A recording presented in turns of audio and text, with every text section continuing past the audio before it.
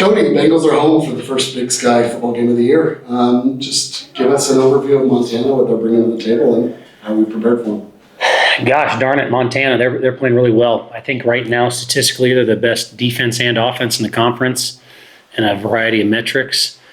I think, just the staff there has done such a good job. I mean, the pageantry, the history, the tradition of the Griz is not lost on me. I've mentioned before, my sister went to the University of Montana, and so know a lot about them and have a ton of appreciation for Coach Hawkins and what he's done in this league and what he's done for the sport over the years. But a darn good football team, really exciting opportunity for our guys to play a big-time football game. We told them it's not just a big game because the Griz are playing, it's a big game because the Bengals are playing in it, and we get the opportunity to play a quality opponent at home. And after playing, we played 4 of our first 5 on the road and get the opportunity to kind of really start to get into the meat of this Big Sky schedule. They're, on offense, it all starts, I think, with Gilman, their tailback. They just really have been able to play classic Montana football as of late, where they're doing a great job wearing you out up front. But they got good skill players. Obviously, I think Michael Wortham is a dynamic guy who we played before when he was at Eastern. And then Coach Pease and Coach Fenn, they do such a good job scheming it up on offense. I think they're able to run their basic stuff a variety of ways, and then they have a ton of constraints off of the stuff that they do well, just enough to keep you honest. And Ayat's played darn good football for him this year. You've really seen him make a big jump from last year to this year. And then on defense, they're, I say same old Montana, man. They're big, they are physical. You can tell that they play really fast, and in the secondary, they're going to do enough stuff to counter everything that they do, that you got to make sure you do a good job recognizing their keys. And any Bobby Houck team is going to be really good on special teams, so they're sound there as well. So it's an area where they have an opportunity to overwhelm you if you don't play really good football. But I like our team, I like our guys, and having the game at home definitely gives us a great opportunity to go out and play good football against a good opponent. So your first Big Sky home game, only your second home game as a total. What would you like to see from the fans and from the community on Saturday? To me, I always say you have to earn the respect and the admiration of your fan base. And one of the great things about Pocatello is the community here, and I think we've got some great support from the fan base. I think you'd always love to see more orange in the stands than maroon. I think that's a place to start, but that's on us. We got to do a good enough job in the community, in the press, and the media, and playing on the field to try and encourage people to do that. And I don't know how the percentages will shake out. I think our guys are excited to play regardless. They're excited to play in front of a big crowd.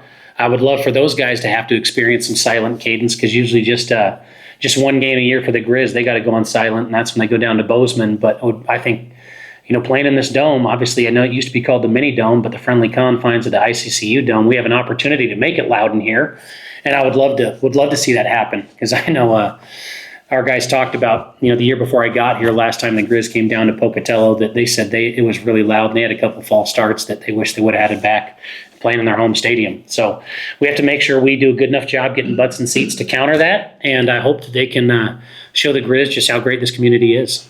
Cody, one of the things when Bill Belichick was the coach at New England, one of his philosophies was, we're going to take away your best player and let somebody else try to beat us.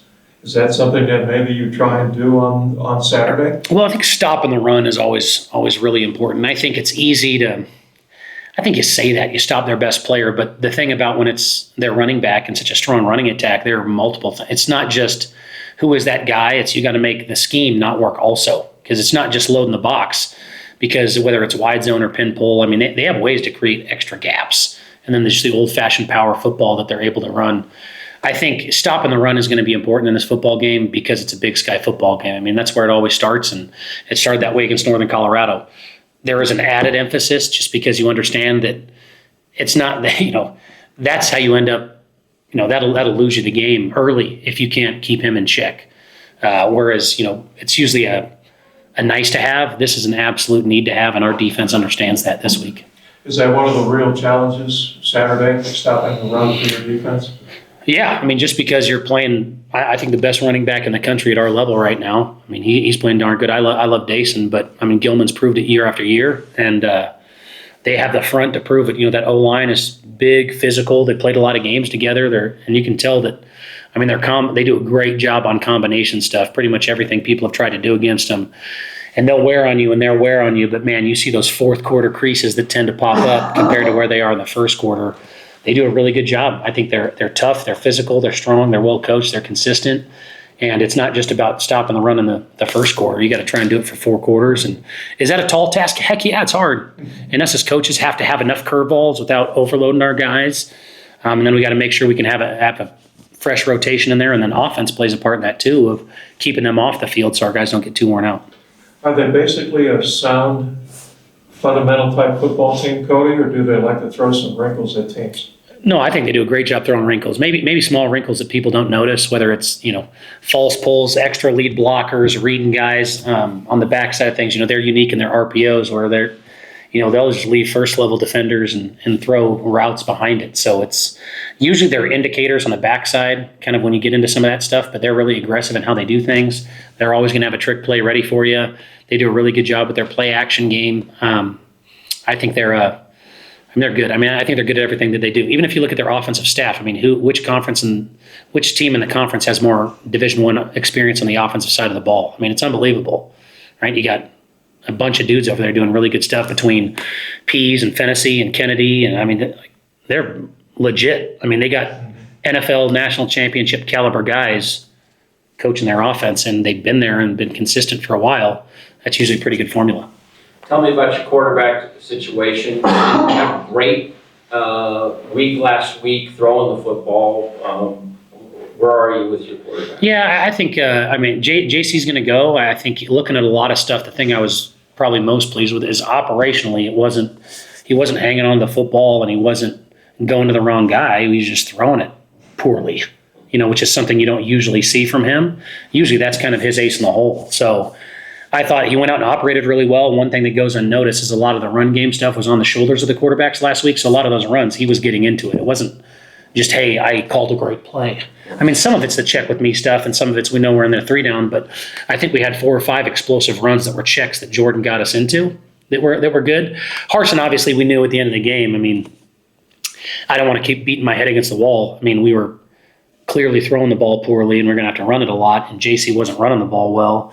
I was a little bit worried about his knee at first. It sounds like that wasn't as much of it. Maybe it was just some rust knocking off. You wanted to be fair there.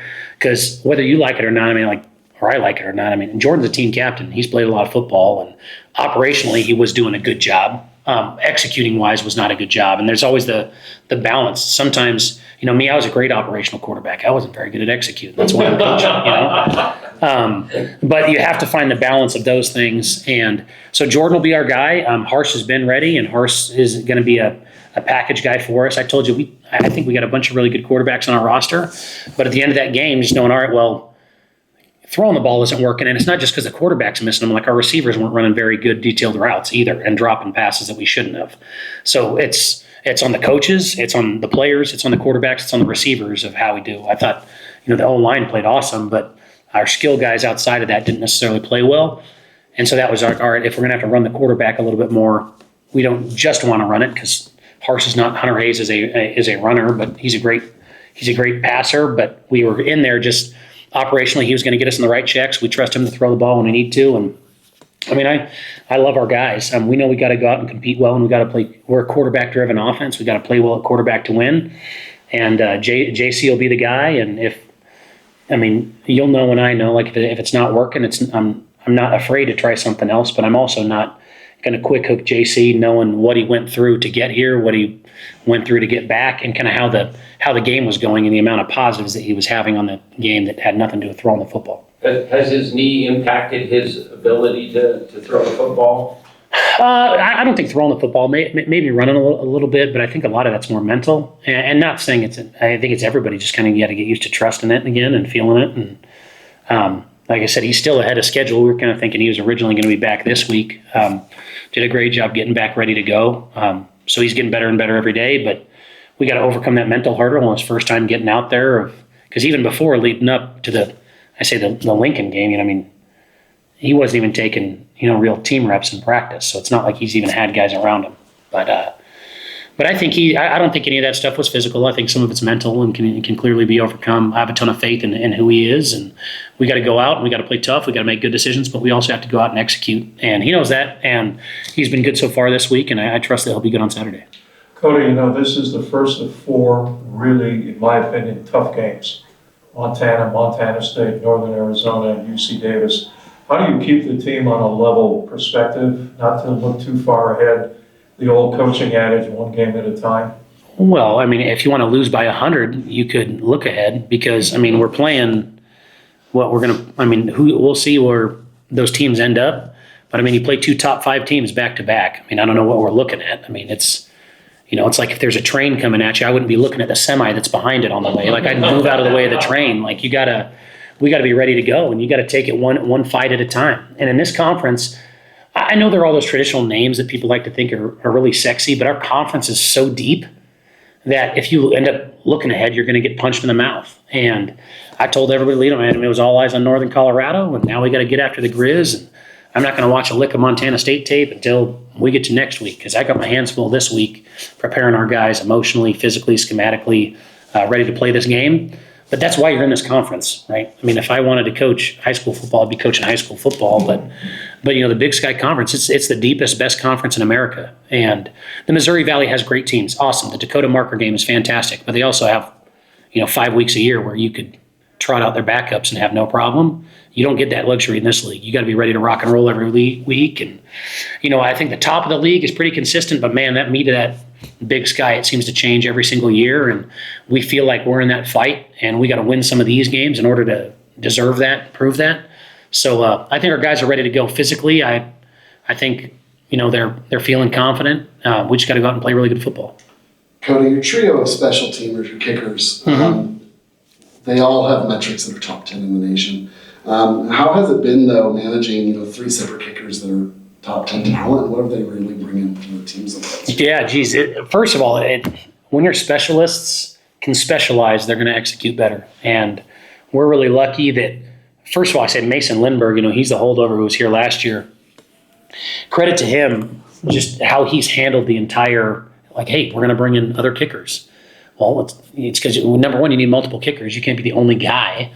But when Trajan kind of ended up winning the field goal job, that Mason really took ownership of the special teams unit as a whole. Of now he's helping them get the reps that they need, and he's really owning the kickoff piece. And he's still working on field goals. We've seen him get some kicks. He got some kicks today. He's really continued to push Gabe and work on his punting game. But it doesn't start without great people and a great foundation. And I appreciate the work that Thiessen and Big Hawk and Scotty Atkinson, was a snapper for us last year, as a GA for us this year.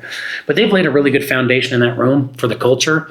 I bet you there's probably no specialist room in America that meets more or spends more time on the intangible component of it. Mason really kind of owned that room and did a great job from a leadership standpoint. And then Trajan and Gabe, both different personalities, but came in and did a really good job, and we're excited to own one facet of the game. The thing I appreciate about all those guys is they do a great job taking coaching. None of them they're all no maintenance guys. They just kind of show up, do their work, hang together, always want to get better. And really, really appreciate having those guys. It's a blessing. And on the flip side of that, Montana year in and year out has kick returners. They have another guy this year. Yeah, I know. They have a guy on that field, right? Yep. So, going in, we don't need your game plan. But, Yeah. Philosophically, what do we do to fight against their special teams? Try and kick it far and pray. Kick it. The best return is no return. Mason has done a good job with that. But the thing about Wortham is when you got a guy like that, you're going to let him take it from 9 deep. Just because, number one, their culture at Montana. Everybody talks about the returners, but it's because they have 10 other dudes out there that feel like they're playing in the Super Bowl, that are playing with great technique, playing balls to the wall, and their coaches are putting them in a good position to be successful with leverage and scheme on a week-in, week-out basis. So, I would love to see him trot out there a lot, because that means we're scoring points, but I don't want him to touch the ball. So, we're going to trust our guys, and we're going to go out and we're going to play. You have to have a few wrinkles in there just to keep them honest, but it's you got to play really sound football, otherwise it's going to be 7 points. And I trust our kickers and trust our specialists that we'll have a good plan going in.